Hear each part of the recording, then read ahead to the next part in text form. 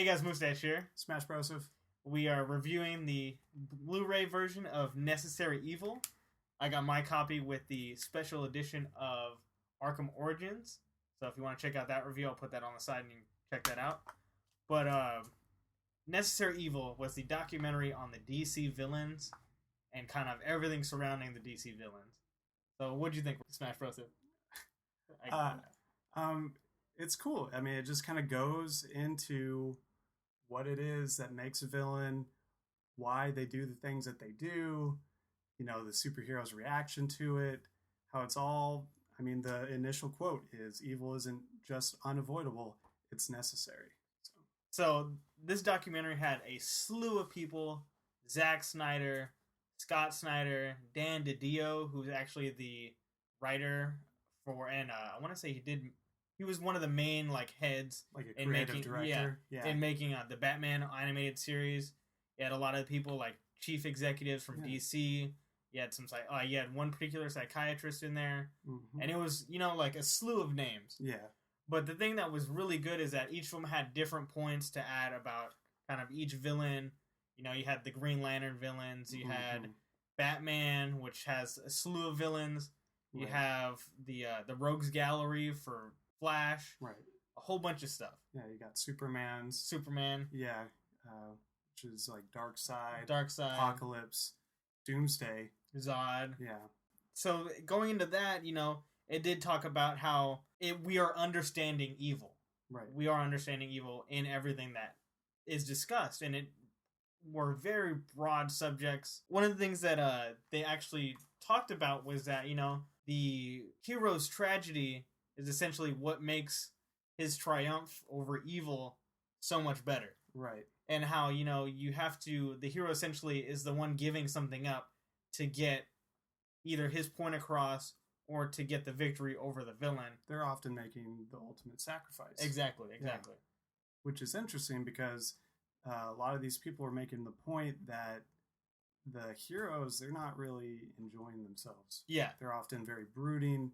They're, like I said, they're making sacrifices to do what they do, to protect their city, to protect the people that they love, that they ultimately oftentimes can't have a true relationship with, because everything they in a sense they live in fear.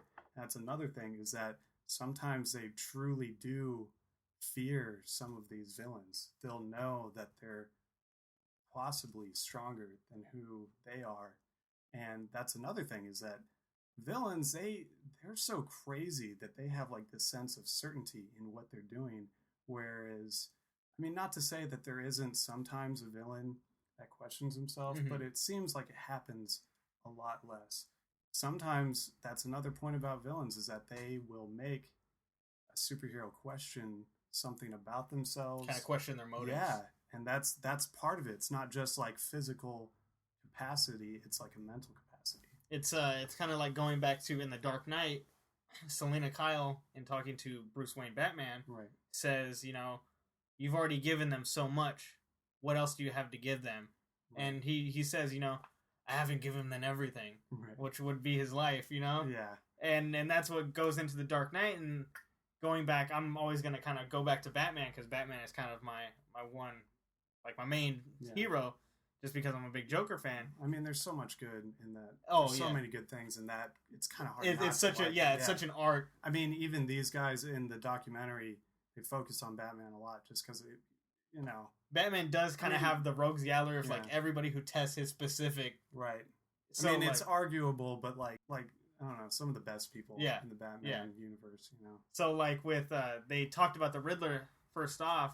Riddler tests Batman's detective skills as far as with these riddles, but then they also talked about how flawed the Riddler is as far as making him.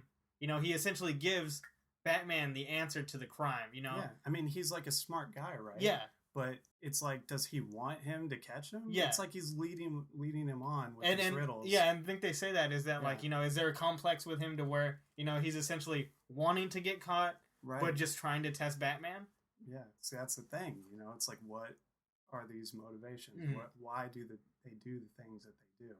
Yeah. So and then with the Joker being the kind of polar opposite of Batman, tests everything else. Right. He tests his will, he tests his convictions, and that's what Joker wants. He wants Batman to break his one rule. Right. And going into Batman and the Red Hood, or Under the Red Hood, right, the animated cartoon. Yeah, very good. Yeah, very good. He actually says, Batman tells Jason Todd, if I kill him, what's to stop me from killing other villains? That's the thing. That's what's really interesting, is that there's usually something, well, to make each of these characters like really matter and relevant to the readers, is that they'll give them like a tragedy. And there can be tragedies on both sides. Like, there's reasons for what the villain does and for what the hero does. But sometimes the tragedies that they experience aren't that much different. Like, I mean, who's to say that Batman, seeing his parents being killed, I mean, he's riding that thin line. Yeah. And I think that's something they do talk about, is that, like, there's always a fine line between being a hero and a villain. Going back to The Dark Knight, he says, Harvey Dent says, either die as the hero or see yourself live long enough to become the villain. That's going to be a classic line. That is going to be a classic line, yeah. Yeah, so that's a big point. Yeah, definitely. And that's kind of, even though that was in the Batman universe, you can see it so much in Green Lantern with Sinestro. Right. Sinestro was, one of their ultimate Green Lanterns. Yeah. And in trying to save, in the movie, he tries to save Earth, and he uses fear, but in the comic books, he tries to use it to, I want to say, save his planet. Right. And so, and he says, I want the power of fear. That's more powerful than the power of, like, will. That's another interesting thing, is that sometimes they do these things thinking in their own minds that they're doing good. Like, they think they're saving, like, whatever it is that they need to save for a good purpose. You have Dr. Freeze. Yeah. Yeah. You have Freeze. He's trying to save his wife, right? Who else was there? Actually, going back to, like, what you're saying about, they're trying to do good. Right. There's also going back to, being a villain and going good. Like they talked about, as well as we had discussed with Selena Kyle, Catwoman. Yeah. She starts off as, the jewel thief, kind of, doing what she wants to do. She ends up meeting Batman, but then her kind of convictions and start to waver as far as she starts to move towards good. Right. And even in still being bad, she still did do good things, because she was like, well, Two-Face stole what I had. Yeah. So I'm going to have to go help Batman and get my jewels or my money back. Right. And then she ends up, just moving ultimately to good. Yeah. I mean, she kind of goes between in story arcs, but it's ultimately like kind of for herself. Yeah. She's looking out for herself. So sometimes you see that, you project like, oh, she's being good, she's being bad. Ultimately, it kind of seems like she's doing things for herself. So it's almost, it's like a self-preservation. Yeah. Is it like intrinsically bad? You don't know. So that's the thing with that. And then kind of going back to the Joker, you do see in Death of the New 52, Death of the Family. That looks intense. It is very intense. I mean, him with a like cut off face, and it's just like it looks really like brutal. Yeah. Like insane. With that, you see Joker essentially have this extreme kind of love for Batman, and say, the rest of the people in your family, Nightwing, Robin, Red Robin, Batgirl, all of them, dragging you down. Why do you need them? All we want to do is take them out. And Joker is kind of trying to take each one of them out, and he also tells Batman, your villains, your rogues, all we are here for is to make you the best Batman that you can be. Right. And Batman essentially says, I think they're making me the best Batman I can be. They're what keeps me from going over the edge. That's the thing. So some of these characters, I mean, they live off of each other. Yeah. I mean, what purpose do they have without their counterpart? I mean, and it's like it's going back to Batman. That's why he does have the Robin, because Robin is essentially like the young, agile form, of Batman, but he keeps everything fun. Yeah.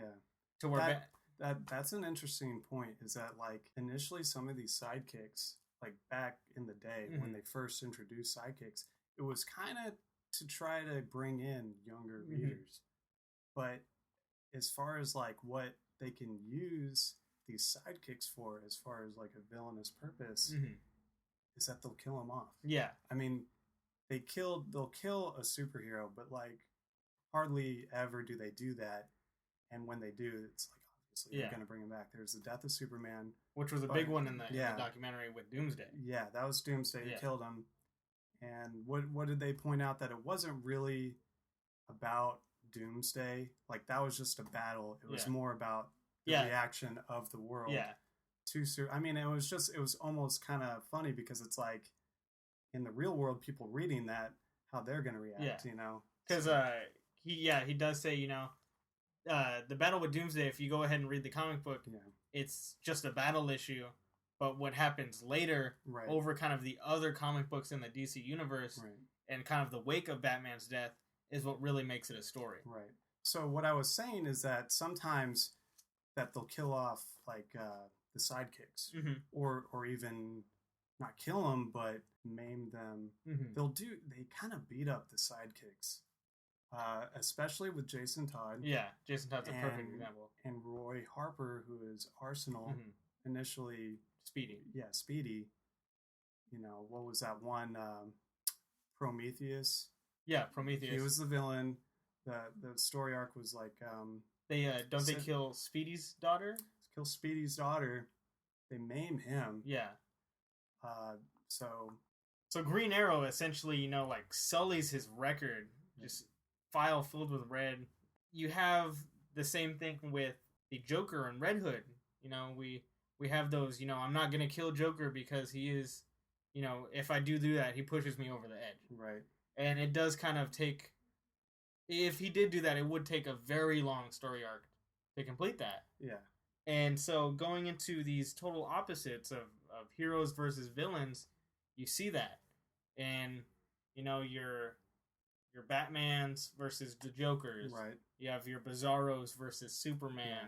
Flash. And things like that. Flash. Right, because like reverse Flash and then Captain Cold, he's cold. Yeah. So his molecules are moving. If they wanted to, they could essentially say like, you know, reverse Flash or, you know, cold. Right. Or slow, for instance. Right.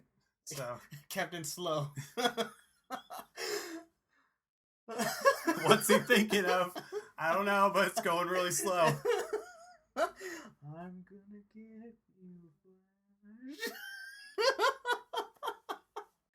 With these opposites, you go into these problems as far as, you know, heroes getting used to the villains that they have, right, and other heroes having to take on villains that they've never dealt with. Yeah. So, like Joker, for instance, in Injustice, you see him coming over to Metropolis and essentially push Superman to that limit to where he says, "Hey, you know, I'm going to take Lois Lane, your unborn child, which, you know, you don't have any family because you're Kryptonian. Right. Your Earth family is the closest thing you have, but this could be your first, you know, Kryptonian human baby." Yeah, hybrid. Yeah, exactly. I mean, arguably the strongest of the Justice League, the Joker is targeting. Yeah. I mean, yeah. So he goes ahead and does that, and it does push Superman to the brink, and he does essentially turn on martial law versus these other people, or these humans as well as these rogue/heroes that don't want to kind of go onto his side. Right. And it does put it to the test with, you know, Damian Wayne and Batman being on opposite sides of the spectrum and bringing up Joker. And it does test everybody's kind of convictions. And then going back to something like that, too, going back to the Joker, is the Joker born bad or is he made? I don't know. I mean, sometimes that's the thing, is that they will provide different story arcs. Yes.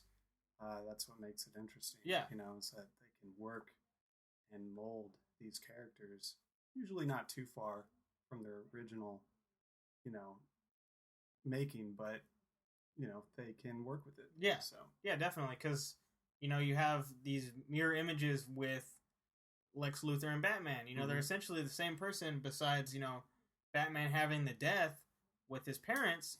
They're essentially both millionaires, you know. They they have that choice, and Lex Luthor uses it to, like I said before, bring up his own kind of power, his own name, to where Wayne uses it to kind of try to better the city with, this Batman persona. Yeah.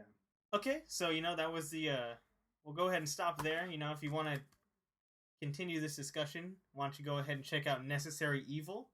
You can go pick it up at probably your local Target, Walmart, pick it up from DC directly.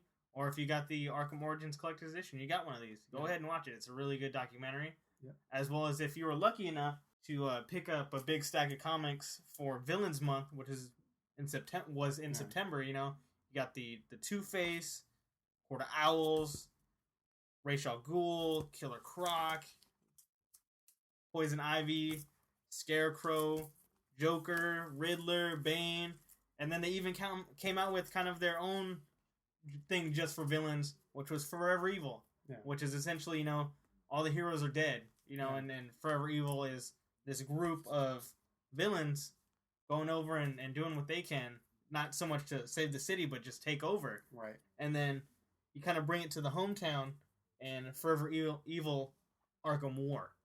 So, if you got those, go ahead and read them. Mine are in pretty pristine condition. I haven't read them. I need to. But, Moosash again. Smashbroseph. Peace. Also, side note, you see someone walking down the street, major widow's peak, some sharp V eyebrows. Maybe it says Shazam. Yeah. You might want to head the other way. Yeah. Or just find a place for cover. Bad news. Very bad news. You approached him, said something stupid to him. Careful. Public service announcement. Shazam!